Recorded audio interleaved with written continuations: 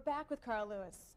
35? Oh, you're so old. I'm my ancient. God, you're ancient. 9 gold medals. Takes forever to get.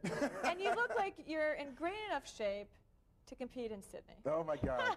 You know what? What do you think? Come on. That's funny. Physically, I honestly feel I could go 4 more years. I bet. I feel you look incredible. Great. I'm in great shape. My fitness is better than ever. Right. But as you illustrated, the situation like with the relay and all of that, I just can't go that level anymore. There's so many things out there that are emotionally stimulating to me. Charity work, the things that I do, travel, working with my companies, Nike, writing books, doing literature. All these things are stimulating to me. Right. And track and field is becoming a situation where I love my sport. I love to compete. But I just don't want to deal with that anymore. You don't want to fight the wars. No, it's over. I'm too old for. Does it hurt your feelings, though, Carl, when you see these petty jealousies happening within the organization? And, you know, Carl Lewis, Jackie Joyner, Kersey, there are a few who should really be held up here and protected from all the day-to-day BS. Right. But it didn't happen at the Olympics, no. as evidenced by the controversy over the relay.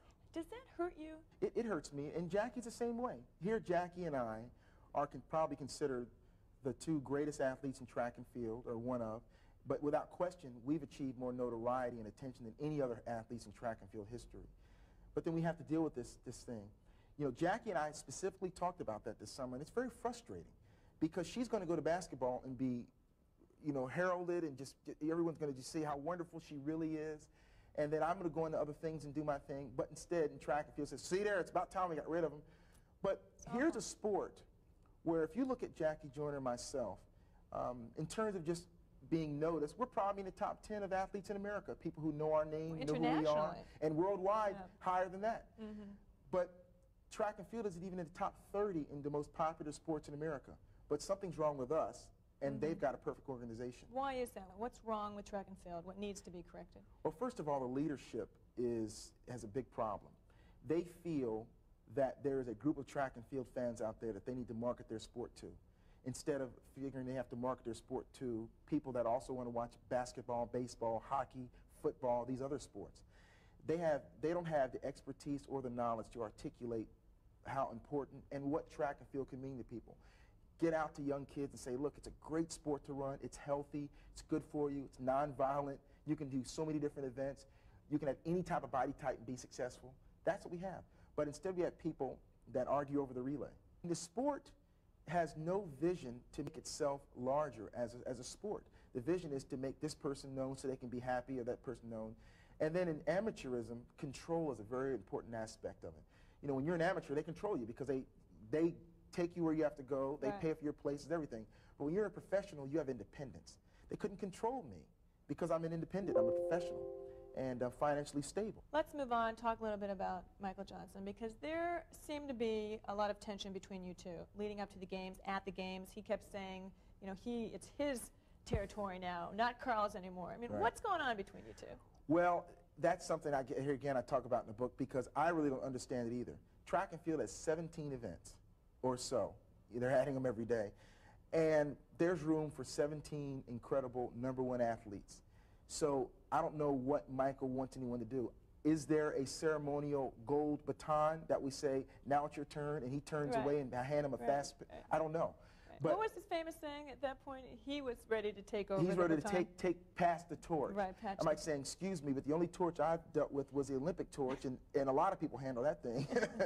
In the NBA, Magic and Larry and Michael, they're always saying positive things about Shaq and Hardaway. And I mean, you don't see that rivalry, the jealousies coming out. I'm sure, and these guys are all looking out for themselves. But they somehow have learned to disguise that, and publicly at least, to say positive things. You don't see that in track and field. No, and I think most track and field athletes went to college, obviously, because that's where you get started, but most of them missed the Economics 101 plan that says they feel that there is a pie, and I've heard Michael say this, there is a certain pie with the amount of money in this sport, and if Michael makes 50% of that pie, well, then that means that's less for me. No, I learned from day one, if they go out and raise the money to pay you. So people in this sport think if we can get one person out of the way, that means more money for me. And they feel that if we can get Carl out of the way, who makes the most, then, boy, his money just flows over to us. Well, it doesn't work like that. You've got to earn where you are. And when I'm gone, the money I brought into the sport's going with me. They've got to earn that level. And that's where Michael is. Michael feels he can't be the star until I'm gone so he can replace me. And instead, you've got to carve your own niche. The negative thing that Michael's trying to create, even though I've actually gone to him and said, hey, look, let's kill this, has not benefited either party. And it has definitely not benefited him. Perhaps that anger, it seems, and that competitiveness, which, of course, you have as well, is what makes him so fast. Well, maybe so. What do you think?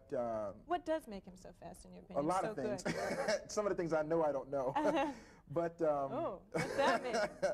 You know, but I think it's great for anybody that runs fast and competes well, because it brings notoriety to our sport. Whether I feel that our organization in the United States is doing the right thing or not, they're not doing the right thing. But I still love my sport. To say that I wish that track and field was #1 in the world, absolutely. It's my sport. I love it. You're not suggesting he was taking I'm not suggesting anything. I drugs. just have never seen him work out, so I don't know what he's doing. But regardless of all of that, I think Michael Johnson, Jackie Joyner, all the people I mentioned are very good for our sport, the attention they're getting.